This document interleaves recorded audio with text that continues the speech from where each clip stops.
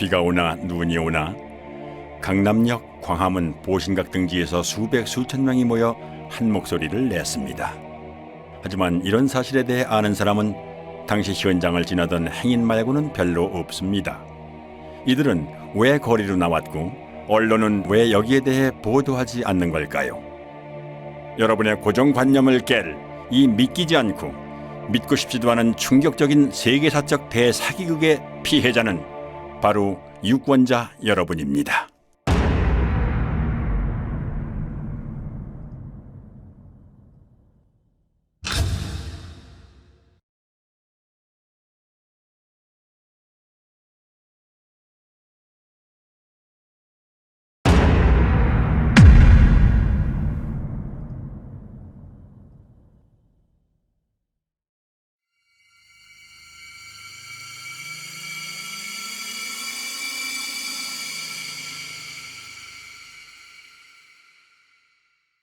총선을 1년 앞둔 시점, 대통령 선거에서 우리가 재집권을 함으로써 앞으로 100년 한반도 평화를 가져오는 이 발언이 있고 3개월 뒤 더불어민주당의 싱크탱크인 민주연구원의 양정철 원장이 중국 공산당 중앙당교와의 협력 방안을 논의하기 위해 3박 4일 일정으로 중국을 방문했습니다.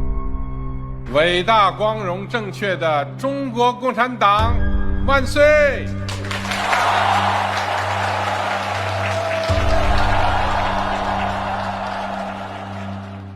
그는 자유민주주의와 프롤레타리아 일당 독재 체제 사이에 어떤 공유할 만한 가치가 있다고 판단한 걸까요? 중공중앙당교와 협약을 맺은 다음 날 그는 심천으로 날아가 천재 프로그래머들이 즐비한 세계적인 IT 기업 텐센트를 찾아갑니다.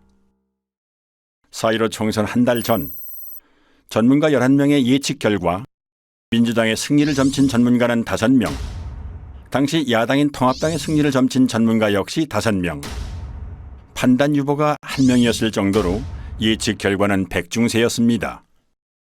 선거 닷새 전 저는 하여튼 범진보 180, 민생당까지 다 합쳐가지고 비례를 받는 경우에 그것이 불가능한 것은 아니다. 이렇게 보고 있습니다. 와. 선거 하루 전 유시민의 발언을 의식한 탓일까요? 이근형은 지역구 목표를 130석 플러스 알파라고 밝히고 유시민이 말한 180석을 꿈의 숫자라고 표현합니다. 저희가 쉽게 예측하기는 어려운데 지역구에서는 130석 정도를 어느 정도 안정적으로 확보할 수 있지 않나. 그리고 거기에 이제 플러스 알파를 좀 기대하고 있습니다. 180석이라고 하는 것은 저희 입장에서는 굉장히 한마디로 꿈의 숫자입니다. 한마디로 꿈의 숫자입니다. 저도 과거에는 부활못이었어요. 저도 이제 특별감찰관실이나 그 국회 부의장실에서 부정선거 제보나 이런 것들을 접한 적이 있습니다. 그런데 그때는 이상한 사람들이다. 말도 안 되는 그런 거를 이렇게 가져오냐라고 해가지고 사실 제대로 살펴보지도 않았어요. 그냥 부활못이었죠.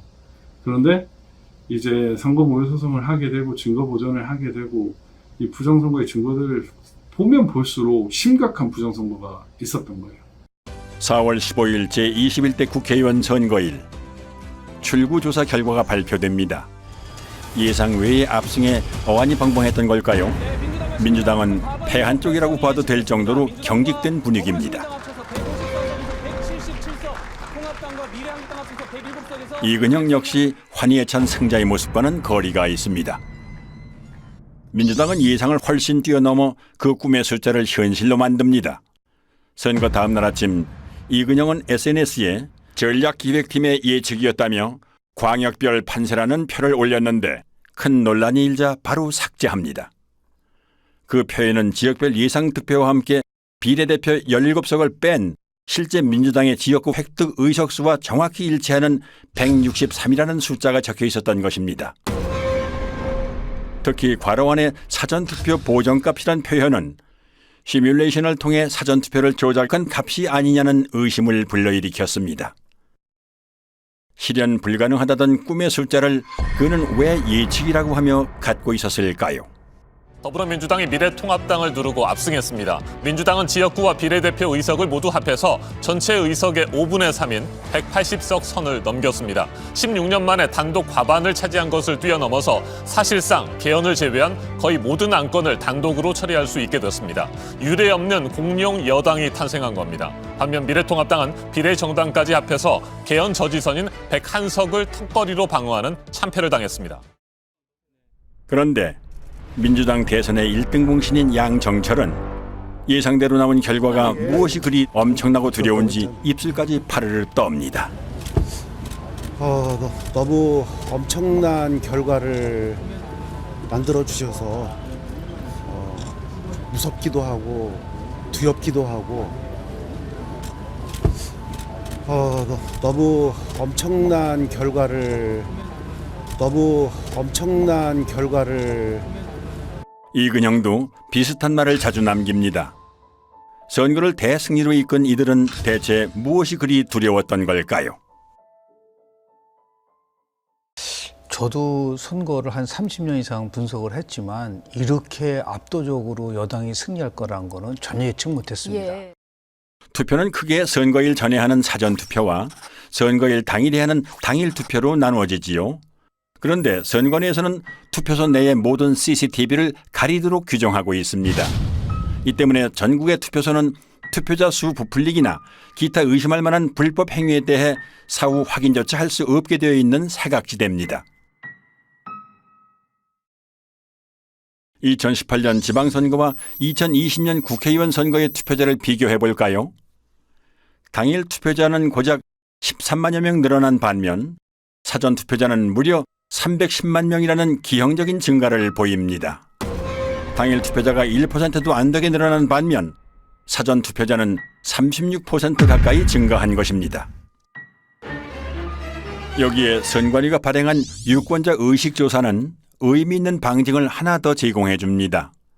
4.15 총선에서 투표를 한 사람만을 대상으로 행한 이 조사에서는 사전투표와 당일투표 중 어느 쪽을 했는지를 물었습니다. 이런 문항은 정치 성향과 무관하고 굳이 허위로 답할 이유가 없으므로 신뢰도가 높다고 할 수 있습니다.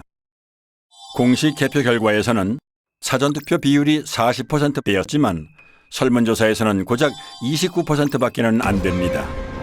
여기서 당일 투표자 수는 상대적으로 덜 조작됐을 것으로 추정되므로 실제 투표자 수와 차이가 없다고 가정할 때 당일 투표를 한 1,724만여 명이 전체 투표자의 70.9%이므로 전체 투표자의 29.1%를 차지하는 사전 투표자 수는 1,174만여 명이 아니라 707만여 명이 나옵니다.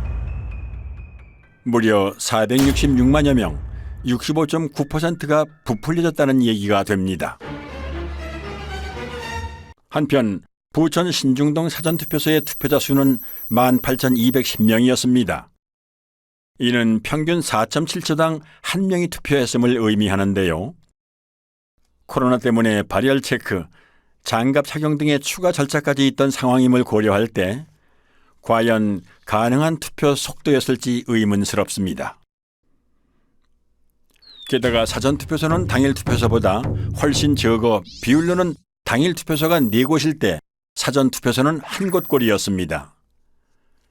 사전투표소보다는 당일투표소가 집 가까이에 있을 확률이 훨씬 높죠. 따라서 부득이한 경우가 아니라면 집 근처에 당일투표소를 놔두고 굳이 먼 사전투표소까지 찾아가는 고생을 사서 할 사람이 얼마나 될까요? 그것도 코로나가 한창인 시기에 말이죠. 이쯤 되면 투표소의 CCTV를 가린 여러 이유 중에는 실제 투표하러 오는 인원수를 파악하지 못하도록 하기 위함도 있지 않았을까 의심이 됩니다. 총선 직후 투표지를 삼립방 상자로 운반하는 장면이 포착돼 논란이 일기도 했습니다. 가능성은 크게 두 가지입니다. 다량의 가짜 투표지 혼입으로 인한 상자 부족 또는 가짜 투표지를 채워놓은 상자. 어느 쪽이든 삼립방 상자가 직전 총선에 비해 3배 가까이 비상식적으로 증가한 사전투표자와 연관이 있다는 사실만은 분명합니다. 표 부풀리기는 실물뿐만이 아니라 디지털로도 이루어집니다. 수상한 정황은 충남 부여에서 목격됐습니다. 당시 현장의 개표 참관인들은 다음과 같이 진술합니다. 1번에 기표한 투표지가 지나치게 많이 남았는데 재분류를 하면 역전됐다. 2번 후보표는 재확인용으로 많이 분류됐다. 주로 사전투표지에서 그런 현상이 발생했다. 개표 사무원은 참관인들의 항의에 못 이겨 전자개표기와 연결되어 있는 노트북을 재부팅하고 개표기를 리셋했습니다. 그러자 1번 후보표가 많이 나왔던 처음 결과와는 상반되게 2번 후보표가 많이 나온 것입니다. 이런 이유 때문에 부자랄들은 투표지 분류기라는 용어 대신 전자개표기라는 용어를 사용합니다. 상당히 저조해요. 전반적으로 지금 개표가 어떻게 진행되고 있습니까? 최첨단 전자개표기 960대를 도입하여 960대의 그 전자개표기가 투표지를 분류하면 2002년 도입 당시 자랑스럽게 불리던 전자개표기라는 명칭은 슬그머니 바뀝니다. 멀쩡한 전자개표기를 투표지 분류기라고 부르는 건 법률상 전자개표기는 재보궐, 지자체 선거 등 작은 규모의 선거에만 쓰도록 현행법이 정해져 있기 때문에 전국 규모의 선거에도 전자개표기를 쓸 경우 불법이 되므로 굳이 투표지 분류기라고 부르는 것입니다. 그런데 비례대표 선거를 수개표했음에도 불구하고 개표 시간은 이전 총선에 비해 불과 1시간 36분, 20.4%밖에는 늘어나지 않았습니다. 투표자 수가 19.2% 증가한 점을 감안하면 수개표와 별반 차이가 없습니다.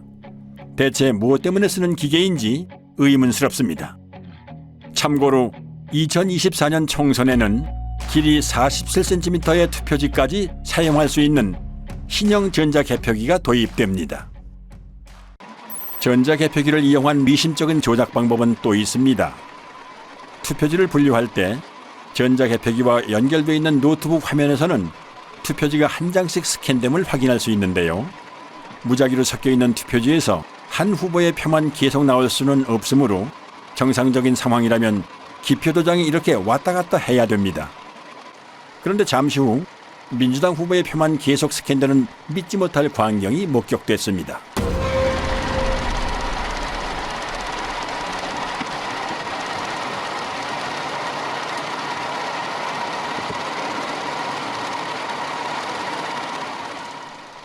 그리고 이런 장면은 부산에서도 참관인의 카메라에 잡힙니다.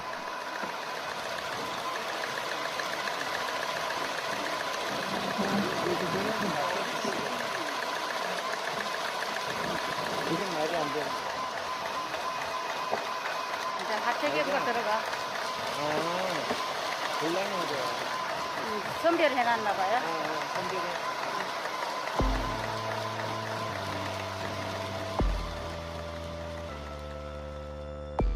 과연 재확인 목적이 맞을까요?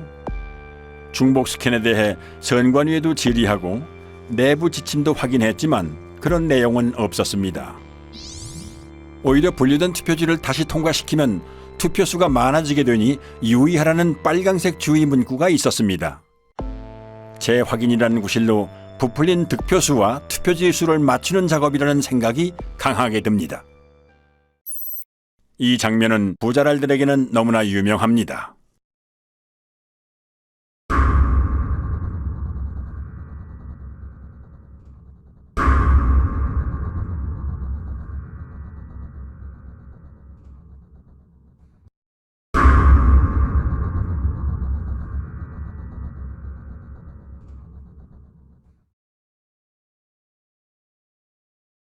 그리고 이 개표소에서는 빳빳한 투표지, 이른바 신권 투표지도 목격됩니다. 투표 사무원 손 타고 투표함에 넣을 때 접히고 접히지 않더라도 안에서 하중에 눌리고 개표소 테이블에서 눌리고 이리저리 휩쓸리고 개표 사무원 손까지 타는 투표지가 이렇게 흐트러짐이 없이 신권 집회 같을 수가 있을까요? 이 밖에도 곳곳의 개표소에서는 전혀 접힌 흔적이 없는 역대 최장의 비례대표 사전투표지와 롤 용지로 출력되므로 절단면이 매끈할 수밖에는 없음에도 불구하고 절단면이 거친 관외 사전투표지 다발 등 상식적으로 납득할 수 없는 투표지들이 목격됐습니다. 전북 전주에서는 교부된 투표용지 수보다 투표함에 넣은 투표지 수가 10장이 더 많이 나온 해괴한 일도 있었습니다. 해명할 방법이 없는 선관위는 이 어처구니 없는 숫자를 지금까지도 홈페이지에 그대로 게재해놓고 있습니다. 이렇게 부풀려진 표는 선거 직후 가장 뜨거운 이슈였던 사전투표와 당일투표 간의 비상식적인 괴리를 만들어냈습니다. 2016년 총선 서울 지역의 히스토그램을 살펴보죠. X축은 사전투표 득표율에서 당일투표 득표율을 뺀 차이를 나타냅니다. 즉, 사전투표 득표율이 당일투표 득표율보다 크면 양수이므로 0을 기준으로 오른쪽, 사전투표 득표율이 당일투표 득표율보다 작으면 음수이므로 0을 기준으로 왼쪽에 위치하게 됩니다. 그리고 Y축은 음면동의 숫자를 나타냅니다.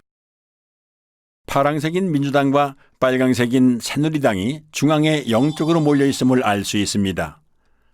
사전투표와 당일투표의 차이가 크지 않다는 의미입니다. 그럼 2020년 4.15 총선 때의 그래프를 볼까요? 좌우가 대칭된 데칼코마니입니다. 민주당은 모두 양수 쪽에 있으므로 모든 지역에서 사전투표 득표율이 당일 투표보다 더 높았다는 의미이고, 반대로 통합당은 모두 음수 쪽에 있으므로 모든 지역에서 사전투표 득표율이 더 낮았다는 의미입니다. 민주당은 10%포인트 이상 높은 곳이 대부분이고, 통합당은 반대로 마이너스 10%포인트보다 더 낮은 곳이 대부분입니다.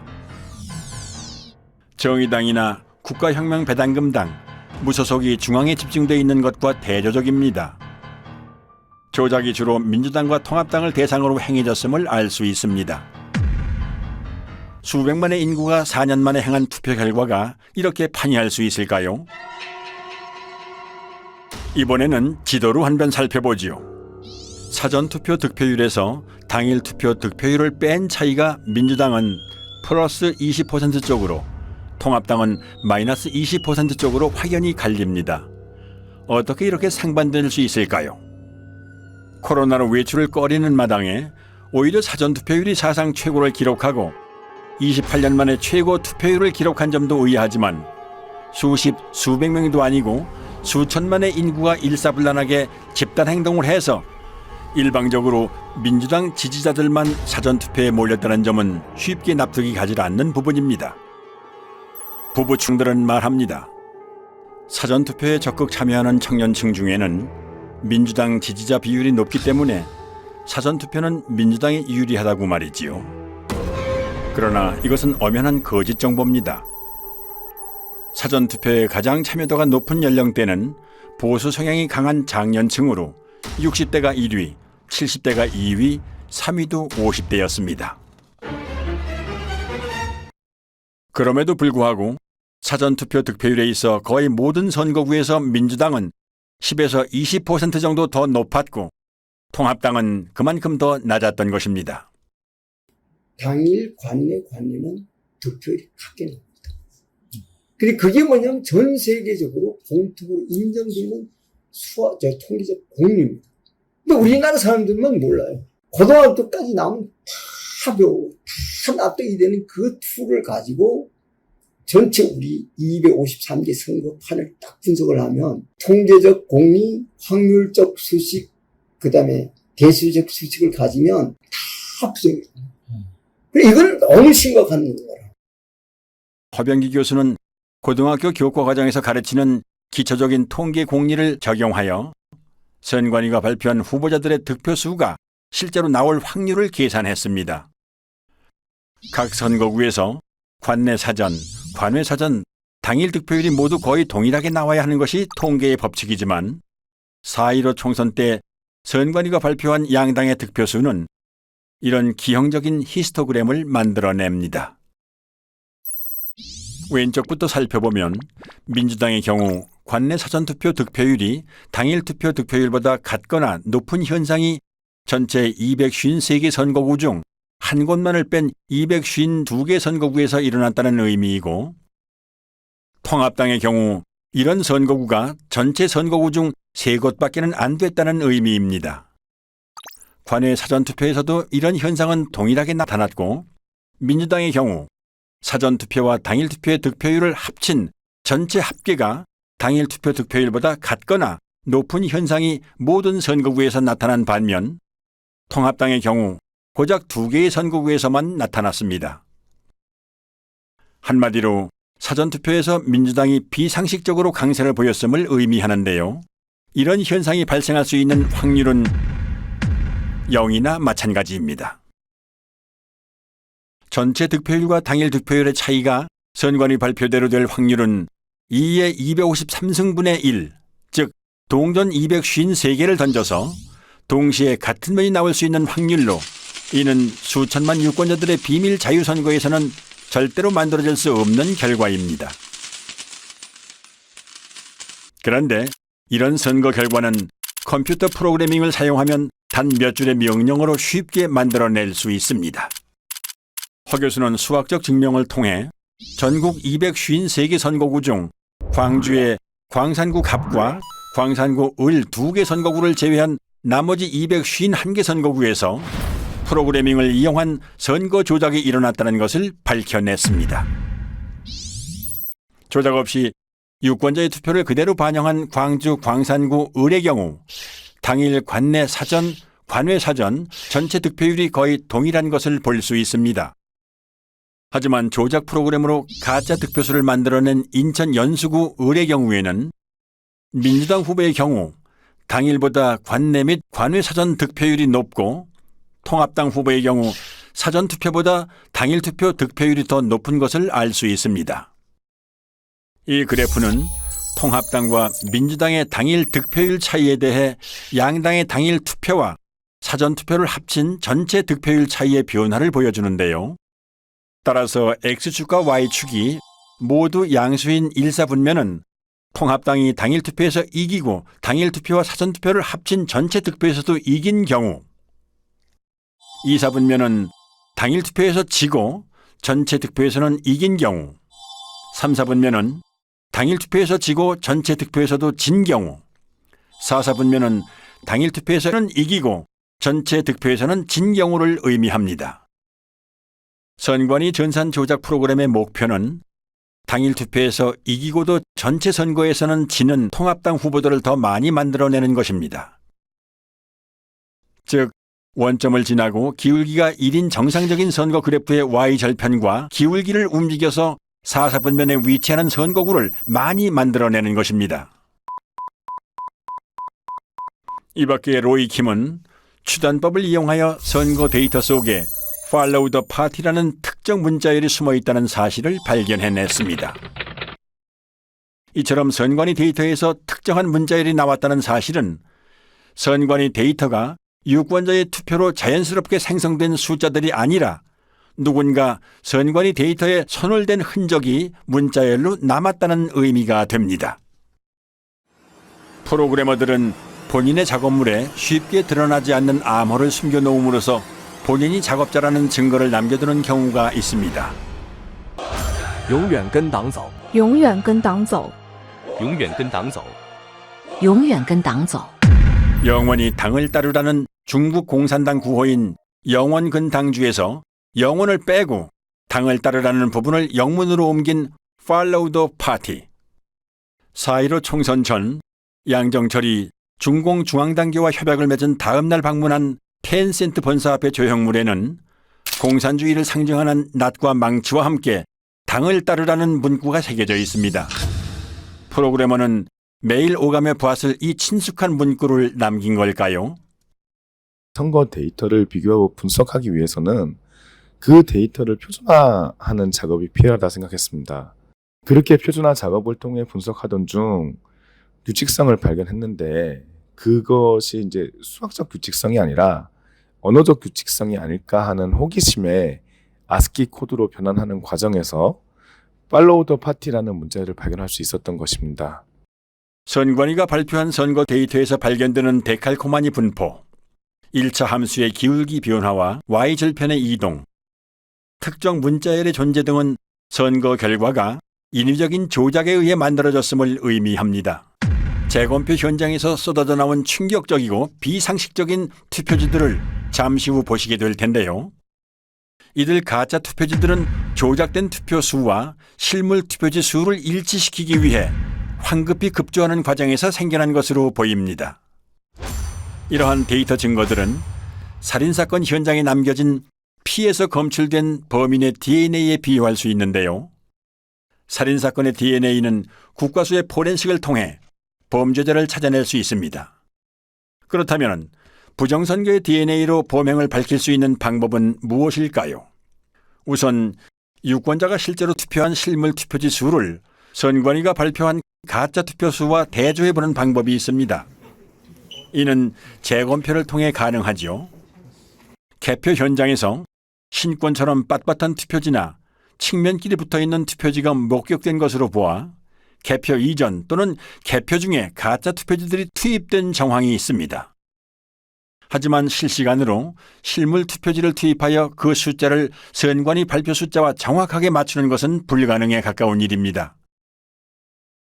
따라서 전산 조작을 밝혀낸 전문가들은 후보자의 재검표 신청에 의해 투표함 보존이 결정된 선거구의 경우 투표함 전체가 바꿔치기 될 수 있다는 추측을 하기도 했습니다. 아니나 다를까 투표지가 보존되기 전, 심지어는 대법원의 투표지가 보존된 이후에도 투표함 전체가 가짜 투표지들로 통과리가 되었다는 사실이 재검표에서 확인됐습니다. 그 물증들을 잠시 후에 보실 수 있습니다. 그렇다면 이제 커다란 의문이 남습니다. 선거일에 내가 행사한 한 표는 지금 어디에 있는 것인가? 내 지역구에서 당선된 국회의원은 내가 직접 뽑은 게 아니라 선관위 컴퓨터가 뽑은 가짜란 말인가?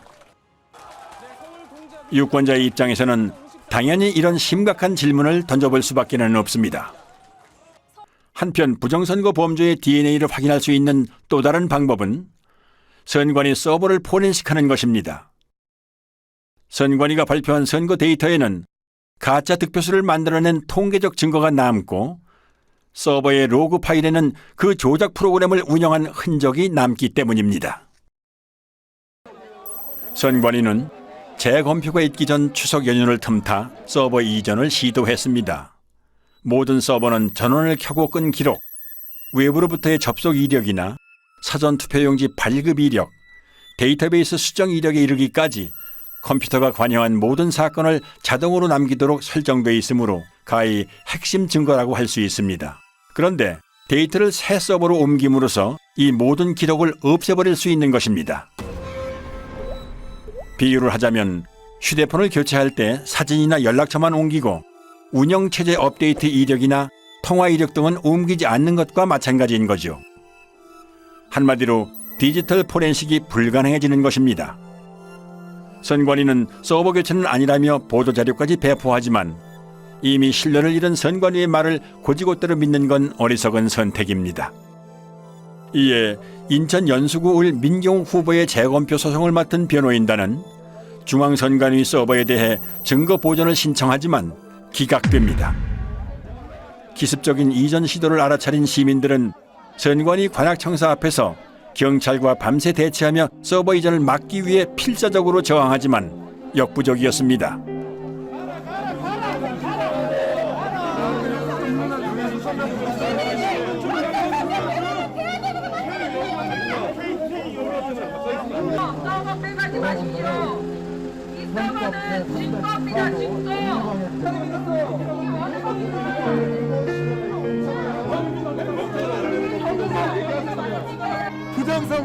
부정선거를 밝히라는 국민들 체포해가고 있습니다.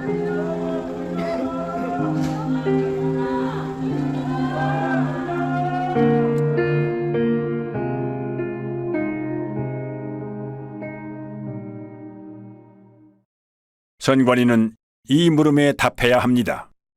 부정선거 범죄의 DNA가 어떻게 선관위가 발표하는 선거 데이터에 남게 되었는지, 우리 유권자들이 던진 진짜 투표지들은 지금 어디에 있는지, 포렌식의 핵심 증거가 되는 선관위 서버는 왜 빼돌렸고 지금 어디에 있는지, 만일 선관위가 이실직고하지 않는다면 수사를 통해 부정선거 범죄자를 검거하고 진실을 밝혀내야 합니다.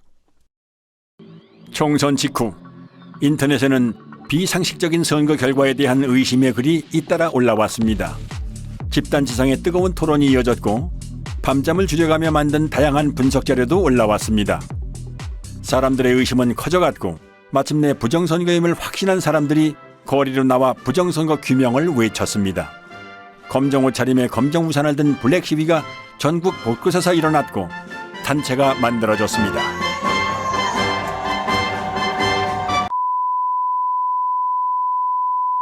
그러나 일부 군소 언론과 소수의 유튜브 채널만이 제 목소리를 낼 뿐 절대 다수의 언론 매체들은 침묵했습니다. 오히려 나무위키 같은 좌편향 사이트나 일부 언론은 음모론으로 폄훼하기까지 했습니다.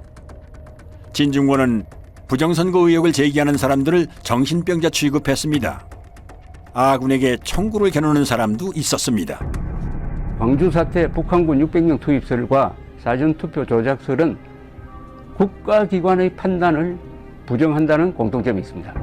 중앙선관위의 투개표 관리는 세계적 공정성을 인정받고 그 음모를 기가 막히게 만들어내는 생산공장이 김어준을 비롯한 그 집단들이 존재하죠. 지금 보수 진영에도 그 음모론이 파고들었습니다. KBS의 기자들은 선배이기도 한 민경욱 대표를 비아냥거리기까지 했습니다. 말도 안 되는 소리 하지 마시고 4년 뒤에 잘 하세요. Follow the party, man. Follow the party. 이거 BGM으로 막 파리 음악 틀어줘요. 이렇게. Party, man. 이거 나올 때다 둠시 했을 건데 공들여 기사를 안 보기 시작했어요. 그러니까 이만희가 재림 예수일 수 있는 거지. 그런 거지. 이만희가 재림 예수일 수도 있죠. 우리가 모르지. 그랑 똑같은 거야. Follow the party 몰라. 알고 싶지도 않아. 정작 최대의 피해자인 미래통합당은 꿀먹은 벙어리였습니다. 아니 몇몇은 오히려 민 대표 등 의혹을 제기하는 사람들을 비난하고 성토했습니다. 민경욱 의원이나 저 같은 사람들은 계속 정치를 하는 사람들이기 때문에 뭐 이런 정도의 국가적 혼란을 야기했으면은 민경욱 의원이 오르면은 제가 정치 그만두면 되는 것이고요. 뭐 제가 오르면 민경욱 의원이 좀 여기 좀 정치적인 책임을 지셔야 되지 않나 이런 생각이고, 같은 동료 국회의원이 국제 사기꾼이 되는 이런 현상에 대해서는 묵과해서는 안 된다. 조직적인 부정선거를 계획을 했다면 이런 얼빵한 증거를 일부러 남겨두겠냐. 그리고 등에 칼을 꽂았습니다. 총선 부정선거 의혹을 제기해온 민경욱 전 의원이라든가 과격한 발언으로 논란이 됐던 김소연 변호사 등이 자리를 내려놓게 됐습니다. 수학적으로 이렇게 분석을 해보면 하면 할수록 이건 부정이다 이런 얘기가 마음속으로 확신이 생깁니다. 이건 100% 부정이다.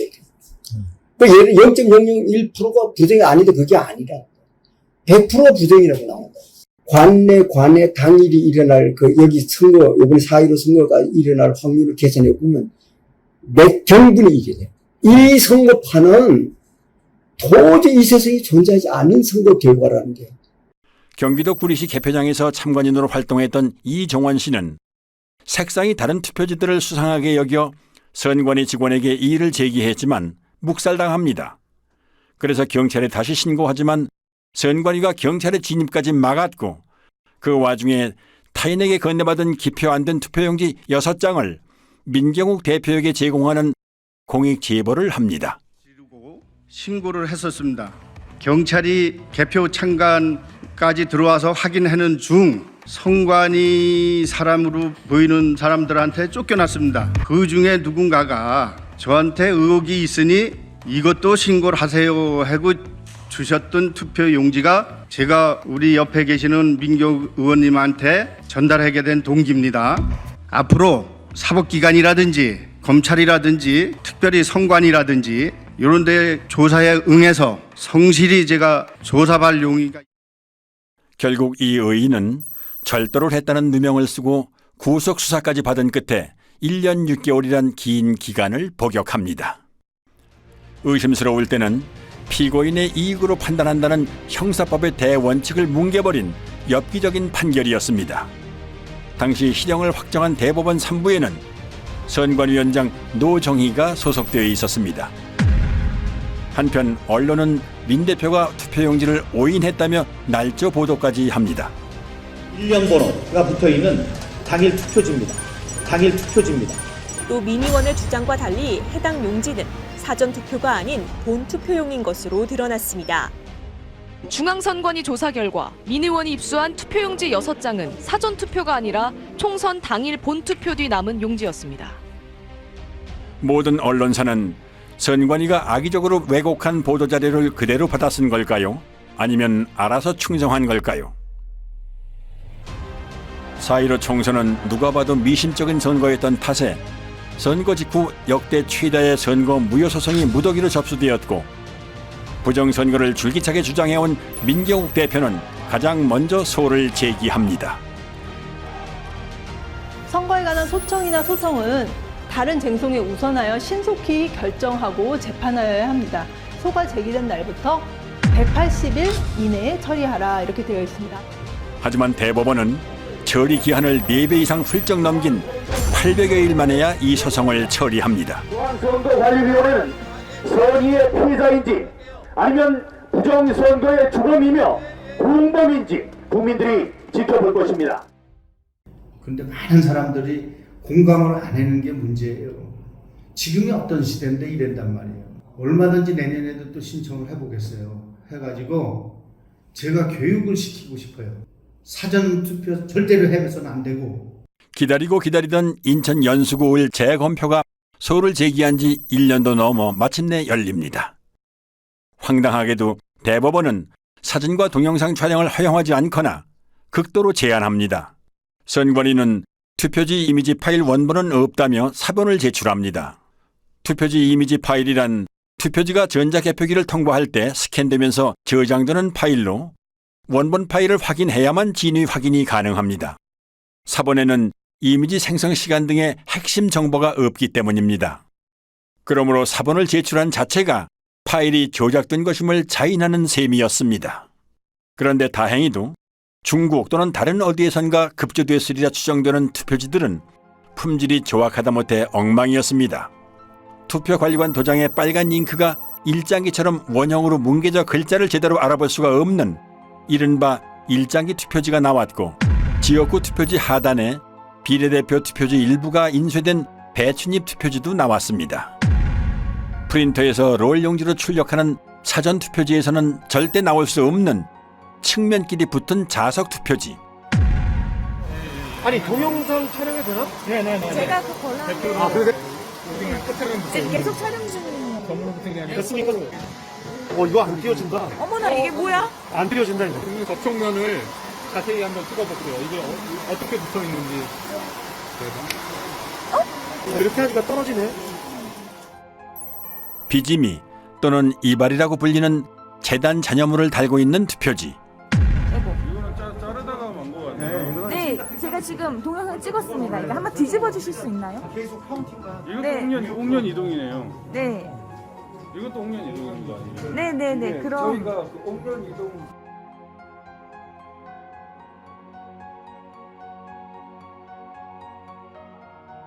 인쇄소에서 쓰는 접착제인 머리풀, 일명 댄너리풀이 측면에 붙어있는 투표지와 이 접착제가 투표지 면에 묻어 서로 들러붙은 투표지. 그래서 이게 한번 뜯어봅니다. 네, 뜯어볼게요.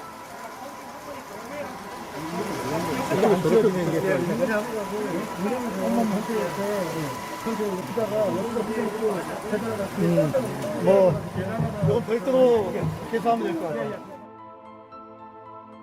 새 지폐처럼 빳빳한 신권 투표지. 투표지를 촬영 못하게 노트를 올려놓고 손으로 가립니다.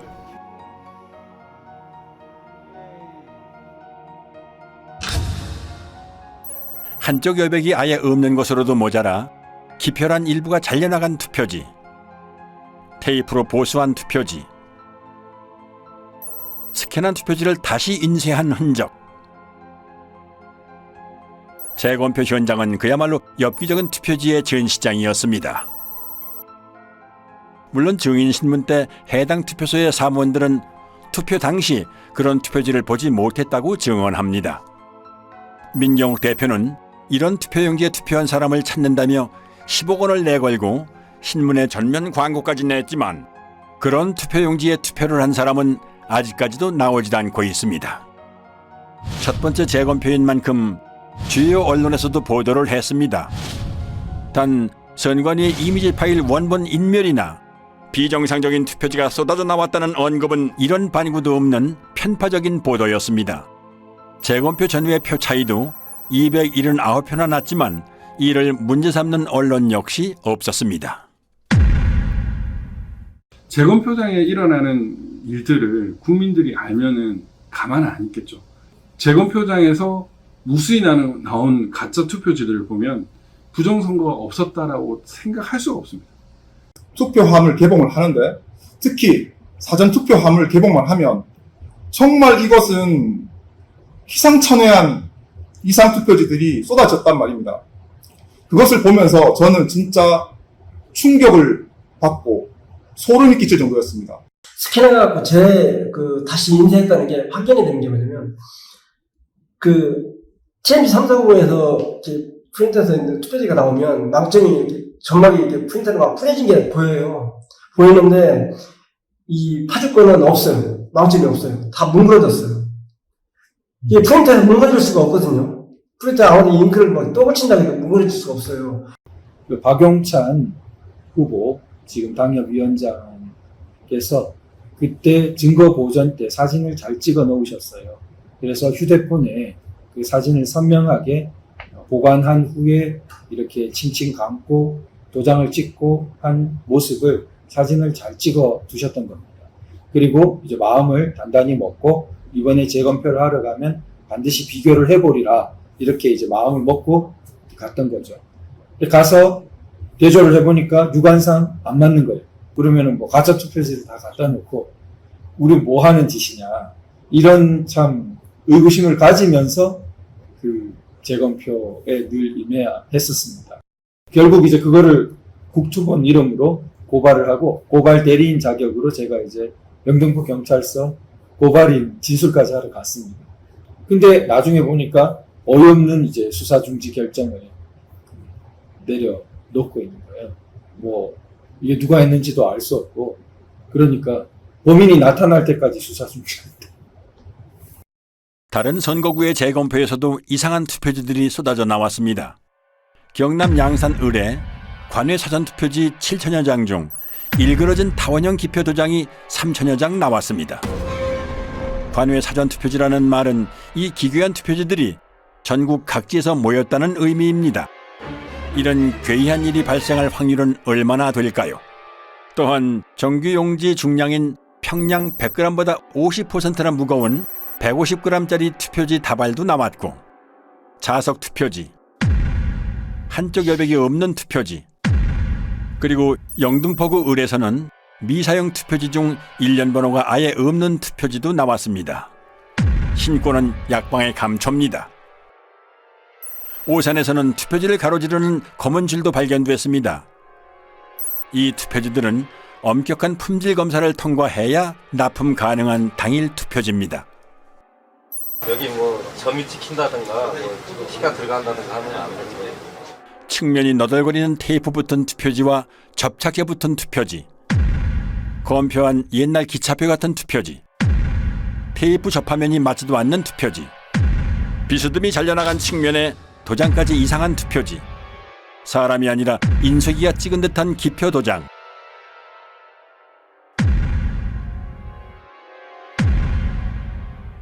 측면에 붙어있는 머리풀, 누더기 투표지, 투표관리관 도장이 없는 투표지도 발견됐습니다. 파주에서는 지역구와 비례대표 인쇄 내용이 함께 찍힌 배춧잎 투표지도 2장 더 나왔습니다. 그리고 자석 투표지 3장짜리도 보입니다. 상단에 빨간 화살표 모양이 붙어있는 화살표 투표지도 나왔습니다. 안 나오면 섭섭한 신권 투표지, 한 장씩 절취하여 교부하는 일련 번호를 한꺼번에 여러 장 자르다 만 투표지, 새 종이 같은 빳빳함은 차치하고 이런 잔여물이 롤 용지에서 나올 수 있나요? 여기 투표용지는 분류 시 종이가 걸리는 것을 방지하기 위해 종이가 접힌 후 원 상태로 회복하는 기능이 적용된 특수 재질을 사용하고 있습니다. 접힌 자국이 없는 투표지가 돈다발처럼 묶여 다량 발견된 것이 선거 결과 조작의 증거는 될 수 없습니다. 선관위의 궤변대로라면 이런 투표지들은 모조리 가짜 투표지가 되겠군요. 주요 물증에 대한 보충 설명입니다. 화살표 투표지는 QR코드가 있으므로 사전 투표지입니다. 사전 투표용지는 롤 용지를 사용해 출력하지요. 롤 끝에는 용지가 풀리지 않도록 고정하는 스티커를 붙여놓는데 이 부분이 그대로 사용된 것입니다. 얼마든지 재발급이 가능한데 굳이 이런 투표용지를 교부할 사무원이 있을까요? 일장기 투표지는 투표관리관이 선수 도장을 날인하는 당일 투표지입니다.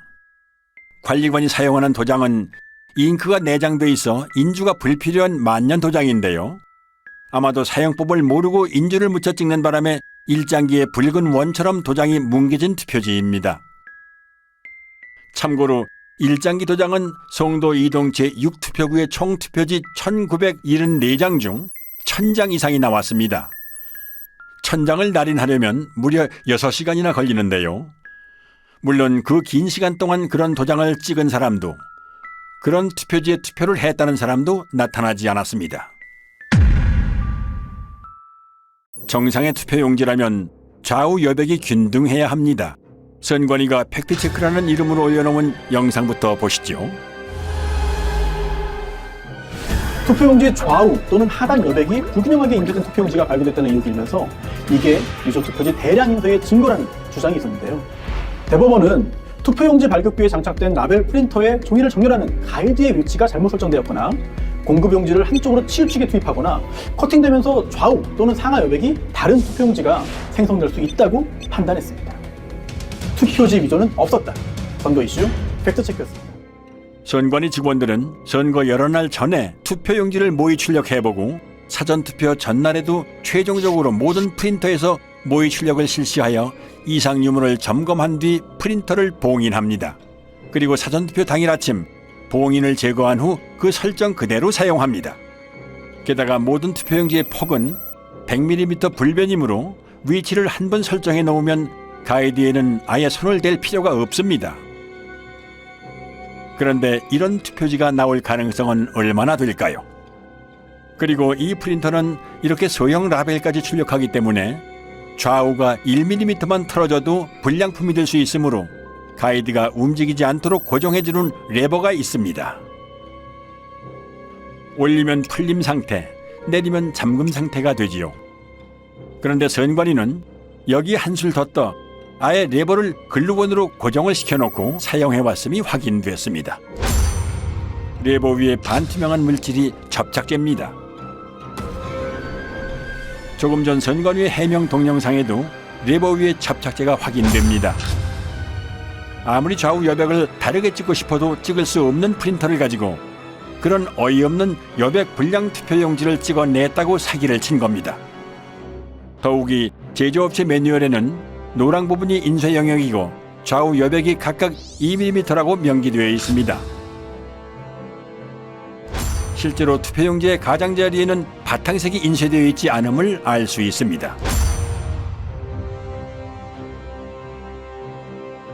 그렇다면 이런 투표용지는 대체 어디에서 어떻게 찍어낸 걸까요? 그럼 마지막으로 배춧잎 투표지, 선관위 영상부터 보시죠.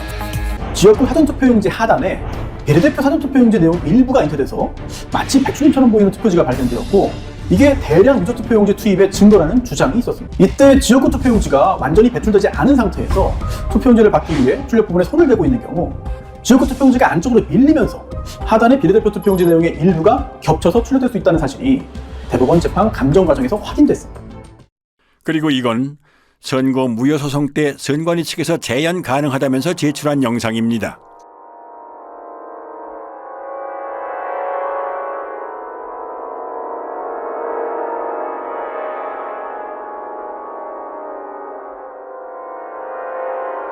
발상은 참신했지만 반박 불가한 여러 증거가 투표지에 남아 있었습니다. 선관위에서 사용하는 사전투표용지 발급기는 앱손사의 3색 잉크젯 프린터입니다. 잉크젯 프린터는 헤드가 좌우로 움직일 때 헤드에 달린 노즐에서 서너 가지 색의 잉크가 일제히 분사되어 색을 만들어내지요. 반면 가짜 투표지 인쇄에 쓰인 인쇄기는 순서에 따라 한 색상씩 개별적으로 찍어냅니다. 즉, 잉크젯 프린터는 여러 색을 동시에 찍어내지만 인쇄기는 색상별로 차례대로 찍어낸다는 커다란 차이점이 있는 것입니다.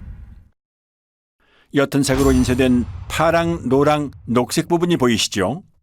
비례대표 투표용지 색상인 녹색은 파랑과 노랑이 섞여 만들어지는 색이죠. 그런데 이 투표지의 파랑과 노랑은 왜 서로 다른 위치에 찍혀 있을까요? 앞서 설명드린 대로 잉크젯 프린터로 녹색을 출력하려면 파랑과 노랑을 동시에 동일한 위치에 분사해야 하므로 이 투표지에서처럼 두 색상이 각기 다른 위치에 찍히는 일은 결코 일어날 수 없습니다. 즉, 이 파랑과 노랑은 인쇄소 인쇄기에서 파랑을 먼저 찍어낸 후에 노랑을 찍어내는 과정에서 발생한 흔적으로 인쇄소에서 찍어낸 가짜 투표지라는 결정적인 증거가 되는 것입니다. 또한 국회의원 선거 투표라는 글자가 곡면을 따라 인쇄된 것도 원통을 사용하는 인쇄기 인쇄의 흔적입니다. 평면으로 배치된 잉크젯 프린터의 노즐에서는 일직선으로 배열된 글자가 곡면으로 출력되는 일은 일어날 수 없습니다. 그리고 국회의원 선거 투표라는 글자 아래에 선거 투표라는 글자가 중복으로 인쇄되어 있습니다. 희미하게 보이는 노란 글자까지 치면 최소 3개입니다. 게다가 빨간 선관위 청인도 얼핏 보이는 것만 최소 2개입니다. 설마 투표 사무원이 2번 이상 여러 번 갖다 댔다고 하지는 않겠지요. 또한 한국경제당 아래에 위치한 친박신당이 더 위에 찍힌 것도 설명할 수 없는 부분입니다. 참고로 이런 인쇄 불량은 인쇄 중 찢긴 용지 일부가 원통에 달라붙은 것을 모르고 계속 작업할 때 일어나는 현상입니다. 사실 배춧잎 투표지의 증거는 이것 하나만으로도 충분합니다. 투표용지 출력에는 낱장이 용지가 아니라 이어져 있는 롤 용지를 사용하므로 앞에 투표용지가 절단되는 순간 다음 투표용지는 이미 상당 부분 인쇄를 마친 상태가 됩니다. 즉, 지역구 투표용지가 배출될 때 비례대표 투표용지 가장 윗부분의 선거명과 청인은 이미 인쇄를 마친 상태인 것입니다. 이 영상을 한번 보시죠. 선거용지 2장을 받으면 지역구 투표용지 배출에 바로 이어서 비례대표 투표용지가 나오는 모습입니다.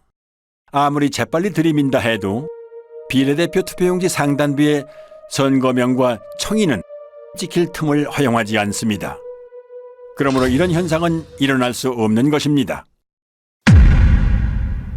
제가 그랬습니다. 대법관님, 원상회복 종이, 형상기억 종이 선관위한테 좀 가져오라고 해주십시오. 대법관은 세 분한테 박준 변호사가 가가지고 이건 인쇄해서 제대로 한 거지 우리 국민들이 찍은 투표지가 아니다라고 이렇게 설명을 했더니 조재현이라는 그 대법관이 안 듣겠다고 그냥 고개를 돌려버렸어요. 어이없는 사실은 투표지 중량을 비교하거나 루페로 인쇄 상태만 비교해봐도 쉽게 진위를 파악할 수 있음에도 불구하고 대법관들이 이런 요청을 묵살했다는 점, 그리고 이런 표들이 유효표로 인정됐다는 점입니다. 정말 다 바꿔놨었습니다.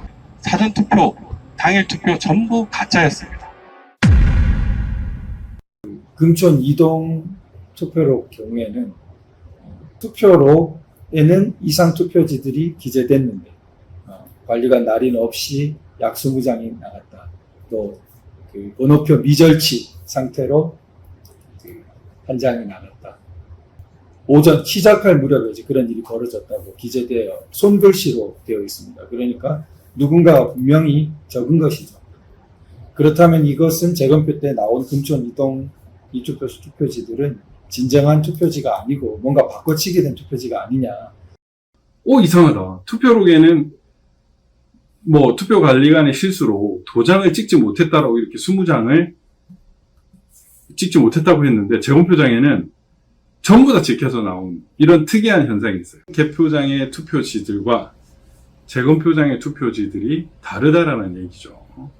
이런 빳빳한 이런 성질뿐만 아니라 투표록, 개표록에 있어서의 그런 심각한 차이도 이런 부정선거를 입증하는 그 증거라고 할 것입니다. 촌 이동 미투표소 경우에는 상당히 이제 우리 이때까지 많은 의혹들이 총 어떻게 보면 정점에 이른 그런 사례로 볼 수 있지 않을까. 물론 비례대표 투표지 같은 것들이 이제 검증되어서 막 열렸다면 거기도 감당할 수 없는 물증들이 있었을 거라고 생각됩니다. 근데 그 부분들이 다 닫혀버린 상태로 지금 현재 우리에게 남아있는 것 중에서 상당히 강력하게 이렇게 현상을 보여주는 부분이 아닌가 생각합니다. 이 사람들이 한 번도 하지 않은 게 있습니다. 비례대표 투표함을 하나도 열지 못했어요. 비례대표 투표함을 하나도 열지 못한 이유가 있겠죠. 너무나 엄청난 증거들이 쏟아질까 봐 두려웠던 거죠. 비례대표 투표지에 대한 중요성은 초기부터 강조되었습니다. 워낙 이게 길어가지고 특별히 위조하기가 어렵다. 표시가 많이 날 거다. 이렇게 생각했기 때문에 처음부터 증거 보전을 할 때부터 문제가 됐습니다. 증거 보전을 할 때 비례대표 투표지까지 하도록 법원 명령이 나왔는데 선관위 국장급에 해당되는 사람이 그 지역국장인가요?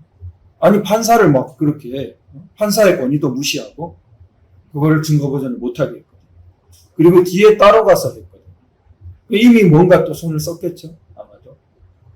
그러니까 그때부터 벌써 비례대표 투표지가 자기들에게 엄청나게 약점이 있었던 거죠. 비례대표 선거 무효 소송은 3년 만에 재판을 열었는데 그 첫 기일에 모든 증거 신청을 기각하고 바로 변론을 종결하고 선고기일을 잡고 기각 판결을 내렸다는 말입니다. 이런 재판이 있을 수 있습니까? 참고로 자유통일당이 제기한 비례대표 선거 무효소송 주심인 민유숙 대법관은 투표지에 대한 확인은 물론이고 이렇다 할 변론 기회조차 부여하지 않고 서둘러 소를 기각해버리는 불법적인 행보를 보였습니다. 민경호 의원이 연설을 제일 마지막 구판할 때 가가지고 제가 참고인으로 설명을 했는데 제가 그 얘기했어요. 이게 부정이 아니다 그러면 전 세계 고등학교 통계학 책을 다 바꿔야 합니다. 그러나 2022년 7월 28일 인천 연수구울 선거무효소송 판결일 천대엽, 조재현, 이동원은 세계 사법 역사에 길이 남을 최악의 판결로 선거무효소송을 기각하며 사법 정의를 도륙합니다. 그들은 누구나 알아챌 수 있을 정도로 허술한 온갖 물증을 무시하며 칼에 지문을 남길 만큼 어리숙한 법인은 없으므로 칼에 지문을 남긴 자는 범인일 수 없다는 황당한 논리로 선관위를 비호합니다. 선거소송의 피고인 선관위원장이 본인의 사건을 직접 재판하는 것은 모순이고 헌법에 위반됩니다.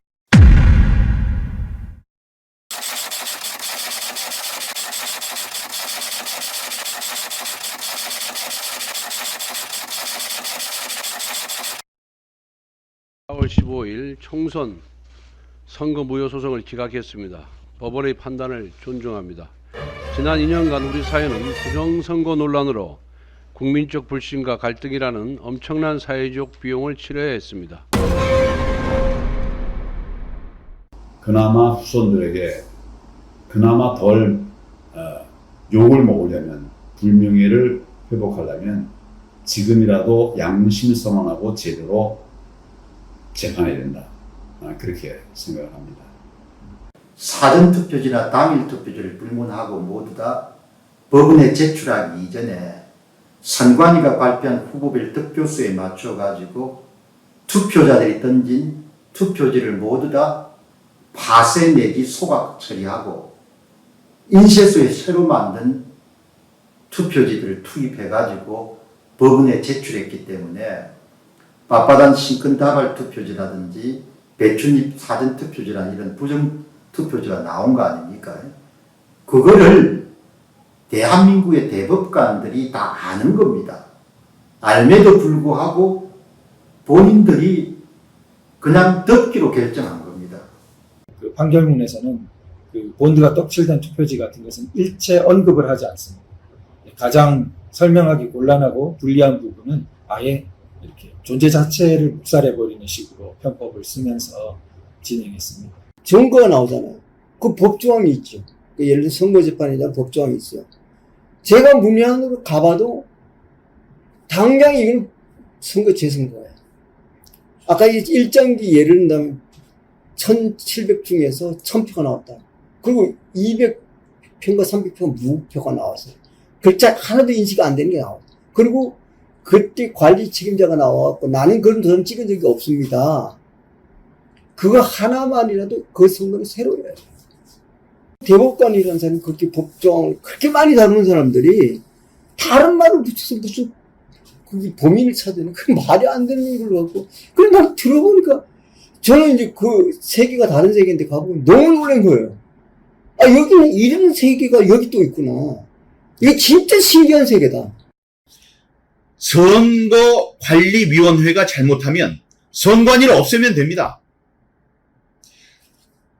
대법원은 어떻게 할 겁니까? 이 대법원은 죄를 쌓아가고 있습니다. 부정선거를 저지른 사람은 일회성으로 한 번 부정선거를 저질렀어요. 그럼 부정선거를 저지른 사람들을 잡아서 혼을 내면 우리 체제는 튼튼하게 지탱될 수 있습니다. 그런데 지금 이 대법관들이 한 짓은 한 번 저지른 그들의 부정선거를 판결로서 남김으로 해서 판례가 남음으로 해서 우리 사회의 제도로 만들어버렸습니다.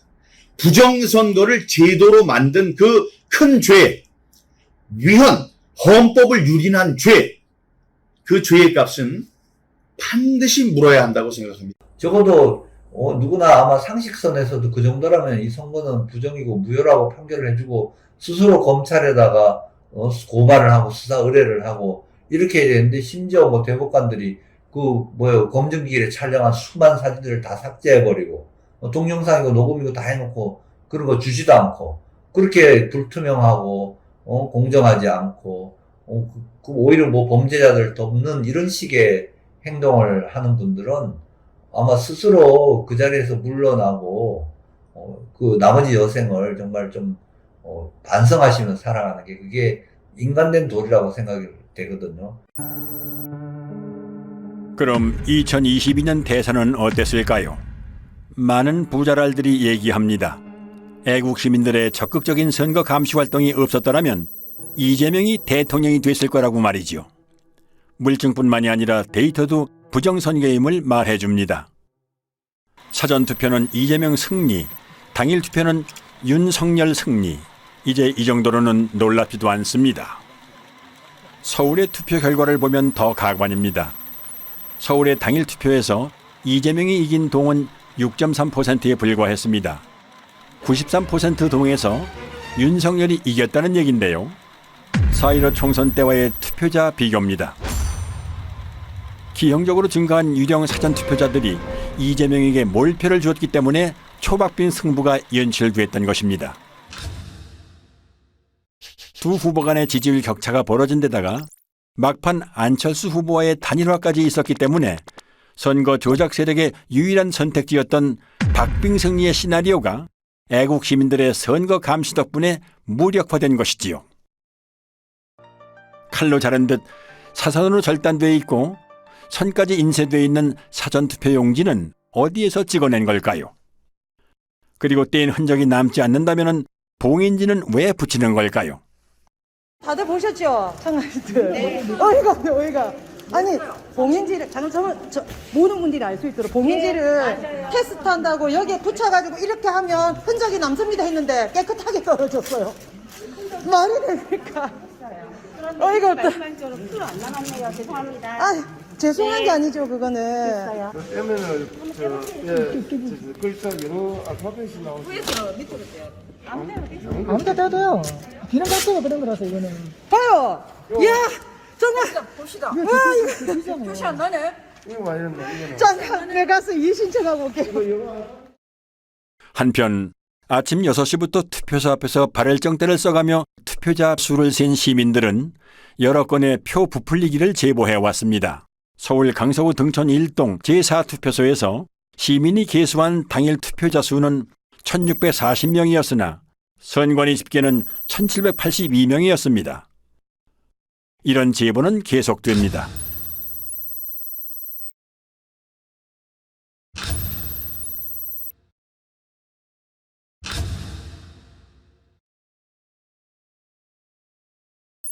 국민의 참정권 유리는 정권이 바뀐 후에도 여전히 계속되고 있습니다.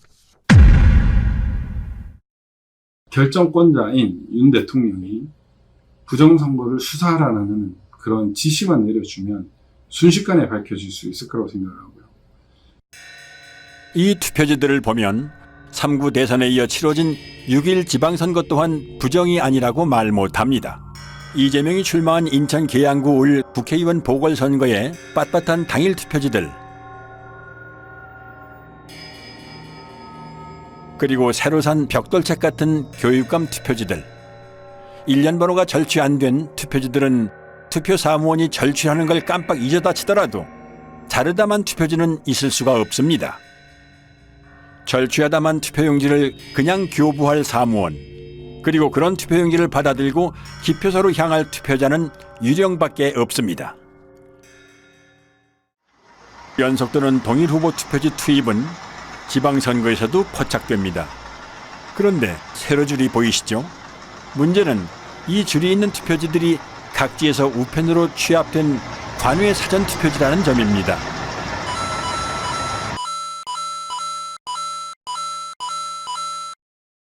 눈 깜빡할 사이에 줄이 있는 투표지 10장이 연속으로 지나갔습니다. 경자 위에 희미하게 짧은 줄이 있는 첫 번째 투표지에는 죽전 이동이라고 찍혀 있는 것 같군요. 두 번째, 세 번째, 네 번째 투표지는 정자 이동이 찍혀 있는 듯합니다. 다섯 번째는 서현 일동으로 보이는군요.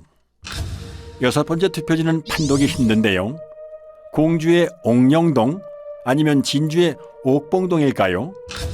일곱 번째는 정자 2동, 여덟 번째는 정자 1동, 아홉 번째는 희흥동인가요?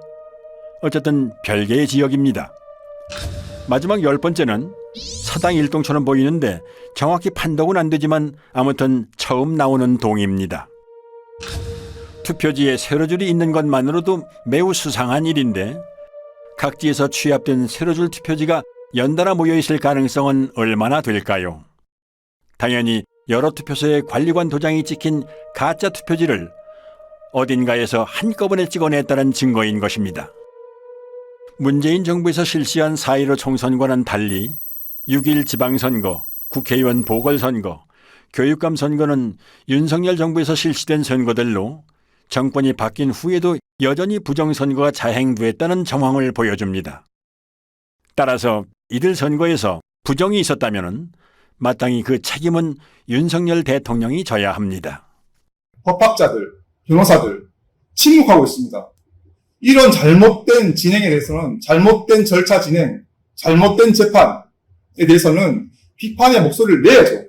왜 안 냅니까? 이 시대를 살았던 기자들은 지난 4년의 공백기간, 그 양심의 공백기간, 이 사회의 목탁, 무관의 저항, 칼보다 강한 펜을 휘두르지 못했던 그 자신들의 죄를 앞으로 오랫동안 고백해야 될 겁니다. 이 배춘입 투표지로 투표한 사람이 존재한다고 가정을 하지요. 선관위는 QR코드 확인을 통해 이 투표지로 투표한 사람이 누구인지를 특정할 수 있습니다. QR코드 맨 마지막 7자리의 일련 번호가 투표자마다 다르게 부여되기 때문이지요. 사전투표소에 들어서서 본인 확인을 하고 투표용지를 발급받는 순간 투표자와 투표용지가 매칭되고 기표된 투표지는 전자개표기를 통과하면서 누구에게 투표했는지가 컴퓨터에 저장되므로 누가 누구를 뽑았는지를 확인할 수 있는 것입니다. 당일 투표지의 경우 일련 번호가 절취된 상태에서 전자개표기를 통과하므로 익명성이 보장되지만 사전투표지의 경우는 일련 번호 즉 QR코드가 붙어있는 상태로 전자개표기를 통과하므로 사전투표를 한 국민의 정치 성향을 선관위가 파악할 수 있는 것이지요. 설상가상으로 여론조사 업체들은 조사 전화번호를 통신사로부터 직접 받는 게 아니라 선관위 산하에 여심위를 통해 받도록 되어 있습니다. 그러므로 사전투표에서 얻은 정보를 이용하여 여론조사 표본을 편집하는 일은 이론적으로 얼마든지 가능합니다. 입맛에 맞게 편집된 여론조사 표본은 조작된 결과를 만들어내고 이에 영향받은 중도층의 민심은 표심에 반영될 수밖에는 없습니다. 여기에 선거 조작이 더해지면 선거 결과는 특정 정당이 유리하고 기타 정당에는 상대적으로 불리하게 나올 수밖에는 없고 이런 악순환은 시간이 흐를수록 고착화할 것입니다. 이렇게 선관위가 제출한 자료를 보면 투표자가 누구였고 그 사람이 몇 시경에 몇 시 몇 분에 투표를 하러 왔고 그 사람의 주소지가 어디고 이런 것들이 딱 적혀져 있습니다. 결국 QR코드와 그 투표 시간을 이렇게 연동을 하게 되면 누구인지를 바로 확인할 수 있는 그런 상황이더라고요. 결국에는 비밀투표 원칙이 위배되고 있다라는 거를 스스로 자인을 했는데 선관위는 지금도 그걸 부정을 하고 있죠. 지금도 이제 만약 공중파 같은 데서 이런 그 사건을 다루고 국민들에게 알린다면 국민들이 저는 가만히 있지 않을 거라고 생각됩니다. 언론은 선관위의 조작 결과를 무비판적으로 수용하고 재검표에서 쏟아져 나오는 온갖 물증이나 대법관들의 만행을 철저히 외면함으로써 대중의 눈을 가렸습니다. 정치인은 또 어떤가요? 부정선거라 할지라도 나만 당선되면 국가의 존립, 국민의 주권은 내 알 바 아니라는 태도로 침묵, 방관하고 심지어 부정선거를 밝히려는 국민들의 노력을 무시하고 조롱해온 자들은 앞으로 영원히 권력의 무대에서 퇴출되어야 합니다. 한편 헌법과 법률을 수호해야 할 책임이 있는 대법관들은 누가 봐도 뻔한 부정선거 범죄의 증거를 묵살하고 법률로 정해진 재판 절차를 그들 스스로 위반하며 오히려 선관위를 비호함으로써 공정한 재판관이 아닌 선관위의 변호인 노릇을 했습니다. 수사를 통해 그들의 헌법과 법률 위반 행태를 반드시 밝혀내고 법적, 도의적 책임을 물어야 합니다. 만약 선관위의 범죄에 대해 내부 직원이 양심 선언을 했더라면 상황은 어떻게 변했을까요? 양심 선언이 없었더라도 통계학과 등 학계가 소신에 따라 부정선거를 외쳤더라면, 학계가 비겁했더라도 언론이 제 목소리를 냈더라면, 언론이 입을 닫았더라도 정계가 부정선거를 부르짖었다면, 정계가 외면했더라도 대법원이 양심에 따라 판결했더라면, 대법원이 범인과 한몸이더라도 온 국민이 들고 일어났더라면 상황은 어떻게 바뀌었을까요? 이 보이지 않는 거악의 카르텔을 무너뜨리지 않는 한 이 나라의 자유민주주의 회복은 불가능합니다. 윤 대통령의 대선 후보 시절 박주선 전 의원은 직언을 쏟아냅니다. 모든 갖가지 증거를 종합해 볼 때 부정선거가 광범위하게 자행이 됐다 하는 의혹을 지을 수가 없습니다. 실제로 검토 결과 몇 장의 투표용지를 보니까 경악을 금할 수가 없었습니다. 재작년 4.15 총선 때 사전선거가 좀 부정 의혹이 있지 않는가 걱정을 많이 하고 계시는 거 알고 있습니다. 부정선거를 만약에 획책한다면 이 나라에서 살 수 없게 해야 되지 않겠습니까? 윤 대통령도 뭐 평생 검사 생활을 하시던 분인데 저는 그분이 이제 살아온 이력이라든지 맡은 바 이런 걸 통해 가지고 이런 걸 그냥 묵인하고 넘어가지는 않으라고 생각되거든요. 그리고 기대를 많이 합니다.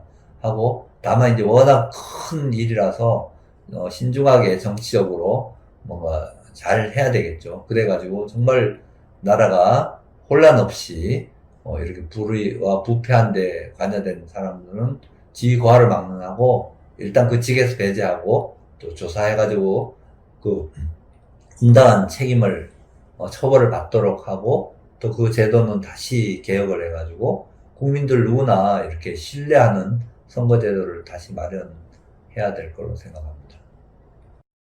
윤석열 대통령은 대선 후보 시절 유세에서 한 약속을 지켜주기 바랍니다.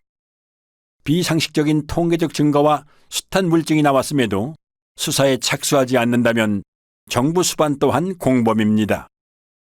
부정선거의 줄임말인 부선은 단순한 말줄임 외에 유권자 스스로가 뽑는 선거가 아니란 의미도 있습니다. 당선된 최고인민회의 대의원들을 다음과 같이 보도한다. 제2로 만경대 선거구 한송국 북한이나 다름없이 선관위가 당선자를 결정짓는 선거. 부선은 좌우의 문제가 아닙니다. 정상과 비정상, 준법과 범법, 정의냐 불의냐의 문제입니다. 헌법기관인 중앙선거관리위원회는 대체 국민을 얼마나 우습게 보았길래 이런 상상 불가한 사기극을 꾸밀 수 있었을까요? 부정선거 사용. 특정 정치 세력이 선관위하고 야합이 돼가지고 30년, 50년 장기 집권을 한다고 한번 생각해 보시기 바랍니다. 나라에 뭐가 남겠습니까? 선거가 무너진다는 것은 모든 질서가 다 무너지는 것이고, 그러면 이제 선거를 장악한 사람들 뭘 원하겠습니까? 자기들끼리 해먹을 거 아닙니까? 자기들끼리 해먹기 위해 가지고 결국은 외세와 결탁하게 될 것이고, 그 외세가 결국은 중국 공산당이 될 거 아닙니까? 우리가 체제를 유지할 수가 없는 거죠. 이거를 한국 사람들이 그냥 묵인하고 넘어가겠다. 뭐 그럼 노예로 사는 겁니다. 예. 여론 조작으로도 모자라 국민의 참정권까지 도둑질하는 보고도 믿기지 않는 사상 최악의 범죄 카르텔. 체제의 근간을 위협하는 이 거악의 범죄 집단을 해체하고 다시 정상적인 자유민주주의 국가를 되찾기 위해 부정선거는 하루빨리 규명되고 재발 방지를 위한 대수술에 착수해야 합니다. 1960년 3.15 부정선거에 분노한 중고등학생, 대학생들이 정확히 한갑자를 돌아 60년의 세월이 흐른 2020년 힘들게 지켜온 자유민주주의가 무너질지도 모른다는 위기감에 또다시 거리로 나오셨습니다. 백발의 등도 굽었지만 나라를 염려하는 뜨거운 마음만은 60년 전 그대로 간직한 채 거리로 나오셨습니다.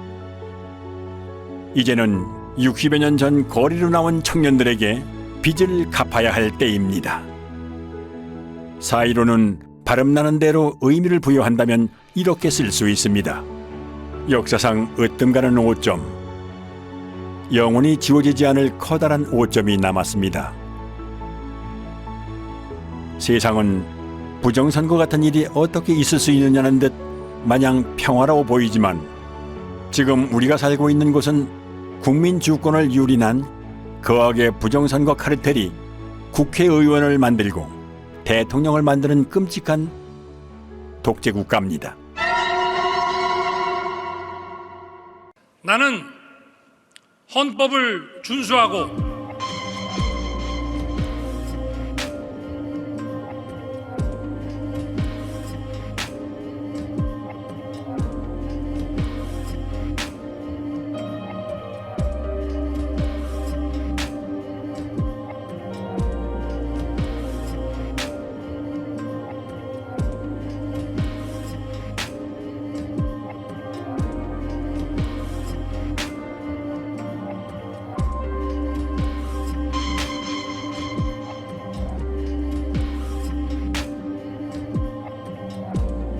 문재인 대통령은 청와대에서 천대엽 신임 대법관에게 임명장을 수여했습니다.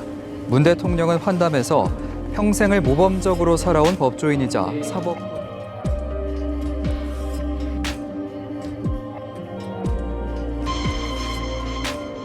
천대엽이라는 대법관이 저에게 이렇게 얘기를 했는데 전 아직도 그 목소리가 잊혀지질 않습니다. 저를 한번 믿어주세요라고 해서 손짓도 하면서 저를 한번 믿어주세요. 안타까운 것은 우리 국민들이나 변호사들, 법조인들은 메이저 언론에서 보도를 해주는 것만을 사실이라고 인식하는 그런 경향이 있습니다. 그래서 그분들은 메이저 언론이 보도를 하지 않으니 그런 사실은 없는 것이다 라고 인식을 하는 것이 아닌가. 우리 국민의힘은 결정적 변화를 통해서 대한민국을 희망이 살아 숨쉬는 나라, 공정과 상식이 통하는 나라로 만들어 가겠습니다. 새로운 국민의 나라로 만들겠습니다. 선거 때마다 단골 손님처럼 등장하는 부정선거 논란은 우리가 70년 동안 어렵게 꽃피워온 민주주의 정신을 위협할 뿐만 아니라 사회 통합을 저해한다는 점을 뼈아프게 생각해야 합니다. 정치인은 주권자의 대리인입니다. 국민이 맡긴 권력은 오직 국민만을 위해 사용되어야 합니다.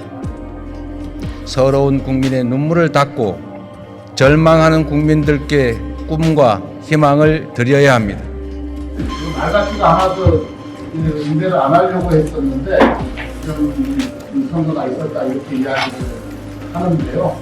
물론 우리 국민들께서 그 이야기에 그나마 귀를 기울이시는 분은 아무도 없는 것 같습니다. 아직도 10% 이야기를 하고 있는 사람들을 보면 안타깝습니다.